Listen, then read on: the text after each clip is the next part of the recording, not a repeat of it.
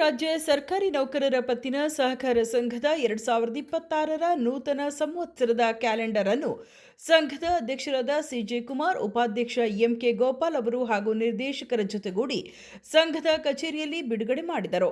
ತಾಲೂಕು ರಾಜ್ಯ ಸರ್ಕಾರಿ ನೌಕರರ ಪತ್ತಿನ ಸಹಕಾರ ಸಂಘದ ಅಧ್ಯಕ್ಷರಾದ ಸಿಜೆ ಕುಮಾರ್ ಅವರು ಮಾತನಾಡಿ, ತಾಲೂಕಿನ ವ್ಯಾಪ್ತಿಯ 40ಕ್ಕೂ ಹೆಚ್ಚು ಕಚೇರಿಗಳ ರಾಜ್ಯ ಸರ್ಕಾರಿ ನೌಕರರು ಮತ್ತು ಕುಟುಂಬಸ್ಥರು, ನಾಗಮಂಗಲ ತಾಲೂಕಿನ ಜನತೆಗೆ, ಸಂಘದ ಷೇರುದಾರರಿಗೆ ನೂತನ ಸಂವತ್ಸರದ ಶುಭಾಶಯಗಳು. ಸಂಘದ ಏಳಿಗೆಗಾಗಿ ಪ್ರತಿಯೊಬ್ಬರ ಸಹಕಾರ ಅತ್ಯಗತ್ಯವಾಗಿದೆ. ಸಂಘದ ವತಿಯಿಂದ ಎಲ್ಲರಿಗೂ ಕೂಡ ಶುಭವನ್ನು ಕೋರುತ್ತೇನೆ ಎಂದರು.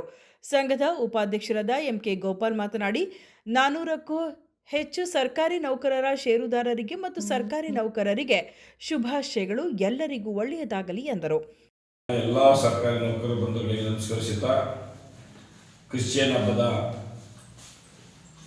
ಶುಭಾಶಯಗಳೊಂದಿಗೆ ಹಾಗೂ ಸಂಕ್ರಾಂತಿ ಹಬ್ಬದ ಶುಭಾಶಯಗಳು ಜೊತೆಗೆ ಹೊಸ ವರ್ಷದ ಶುಭಾಶಯಗಳನ್ನ ನಮ್ಮ ಸರ್ಕಾರಿ ಎಲ್ಲ ನೌಕರರಿಗೆ ಶುಭವನ್ನು ಕೋರುತ್ತಾ, ಈ ದಿನ ನಮ್ಮ ತಾಲೂಕು ರಾಜ್ಯ ಸರ್ಕಾರಿ ನೌಕರರ ಪತ್ತಿನ ಸಹಕಾರ ಸಂಘದ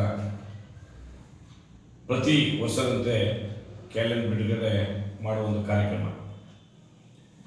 ಈ ನಾಮಲ ತಾಲೂಕು ರಾಜ್ಯ ಸರ್ಕಾರಿ ನೌಕರರ ಪತ್ತಿನ ಸಹಕಾರ ಸಂಘದ ಷೇರುದಾರರು ಸುಮಾರು 400 ನೌಕರರು ಇದ್ದು, ಅವರ ಏಳಿಗೆಗೋಸ್ಕರ, ಅವರ ಆರ್ಥಿಕ ಮಟ್ಟ ಸುಧಾರಣೆಗೋಸ್ಕರ ಈ ಒಂದು ನೌಕರರ ಪತ್ತಿನ ಸಹಕಾರ ಸಂಘನ ಸ್ಥಾಪನೆ ಮಾಡಿದ್ದು, ಅದರ ಸದುಪಯೋಗ ನೌಕರರಿಗೆ ಆಗ್ತಾ ಇದೆ.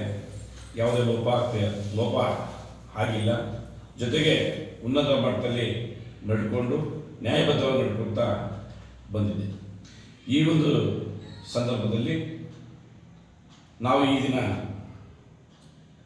ಕ್ಯಾಲೆಂಡರ್ನ ಬಿಡುಗಡೆ ಮಾಡ್ತಾ ಇದ್ದೀವಿ.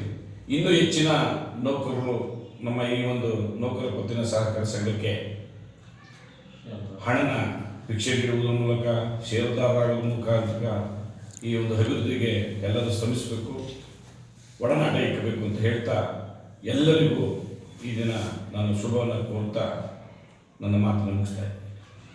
ದಯಮಾಡಿ ಉಳಿದಂಥ ಸರ್ಕಾರಿ ನೌಕರ ಬಂಧುಗಳು ಈ ಸಂದರ್ಭದಲ್ಲಿ ಅವರಲ್ಲಿ ನಾವು ಮನವಿ ಮಾಡಿಕೊಳ್ಳೋದೇನೆಂದರೆ, ನೀವು ಕೂಡ ಈ ಒಂದು ಸರ್ಕಾರಿ ನೌಕರರ ಪತ್ತಿನ ಸಹಕಾರ ಸಂಘಕ್ಕೆ ಷೇರುದಾರರಾಗಿ ಈ ಒಂದು ಸಂಘದ ಶ್ರೇಯಾಭಿವೃದ್ಧಿಗೆ ತಮ್ಮ ಸಹಕಾರ ನೀಡಿ, ತಮಗೆ ಸಾಲ ಸೌಲಭ್ಯ ಬೇಕಾದ ಇದನ್ನು ಸದುಪಯೋಗಪಡಿಸಿಕೊಳ್ಳಿ ಅಂತ ಮನವಿ ಮಾಡಿಕೊಳ್ತಾ, ಕಾರ್ಯಕ್ರಮದಲ್ಲಿ ಸಂಘದ ನಿರ್ದೇಶಕರಾದ ಚಿಕ್ಕಸ್ವಾಮಿ, ಪುಟ್ಟಸ್ವಾಮಿ, ಸೋಮಶೇಖರ್, ಲಕ್ಷ್ಮಣ, ಮಂಜುನಾಥ್, ಮಧುಸೂದನ್, ರಾಮಲಿಂಗಯ್ಯ, ಸ್ವಾಮಿ ಮತ್ತು ಕಾರ್ಯದರ್ಶಿ ಪ್ರಮೀಳಾ ಉಪಸ್ಥಿತರಿದ್ದರು. ಸುದ್ದಿ 3 ವಾಹಿನಿಯ ಹೆಚ್ಚಿನ ಮಾಹಿತಿಗಾಗಿ ಸಬ್ಸ್ಕ್ರೈಬ್ ಆಗಿ ಹಾಗೂ ಬೆಲ್ ಬಟನ್ ಒತ್ತಿ.